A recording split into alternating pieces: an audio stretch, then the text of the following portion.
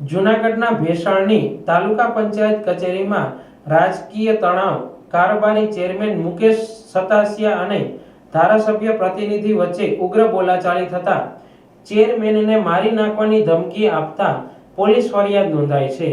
જૂનાગઢના ભેસાણની તાલુકા પંચાયત કારોબારી ચેરમેન દીપક ઉર્ફે મુકેશ સતાસિયા અને આપના ધારાસભ્યના પ્રતિનિધિ દર્શન સાવલિયા વચ્ચે ઉગ્ર બોલાચાલી થતા ચેરમેનને મારી નાખવા ધમકી આપી અને કહ્યું કે બહાર આવ પતાવી દઈશ।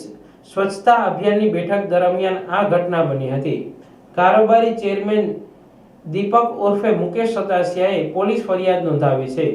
અપશબ્દો અને ધમકીઓથી કચેરીમાં વાતાવરણ તંગ થયું હતું। પોલીસે ફરિયાદના આધારે કાર્યવાહી હાથ ધરી હતી। તાલુકા પંચાયત કચેરી રાજકીય તણાવનું કેન્દ્ર બની હતી। સ્થાનિક રાજકારણમાં ગરમાવો જોવા મળ્યો હતો અને વિવાદ વધુ વકરવાની શક્યતા હતી। સાથી સભ્યોની હાજરીમાં અપમાનજનક વર્તનથી ભેસાણના રાજકારણમાં ગરમાવો આવ્યો હતો। હું દીપક સતાસિયા તાલુકા પંચાયત ભેસાણ કારોબારી ચેરમેન તરીકે સેવા આપું છું।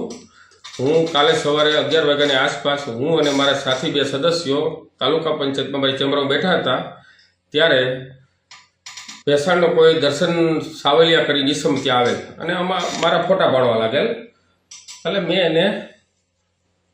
એને એમ કીધું ભાઈ તું મારા ફોટા પાડમાં।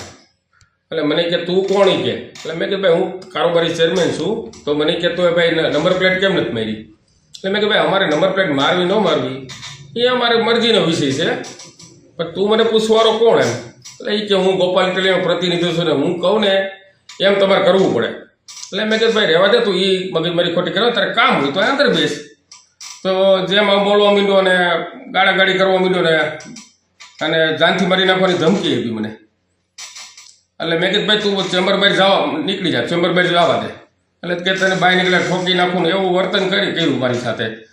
જો સત્તામાં ન હોવા છતાં પણ ઉગી નીકળેલા આવા ટકોરી કક્ષાના આપના કાર્યકરો સત્તામાં આવ્યા તો પ્રજાની શું હાલત થાય એ મને કોઈ સમજાતું નથી એમ।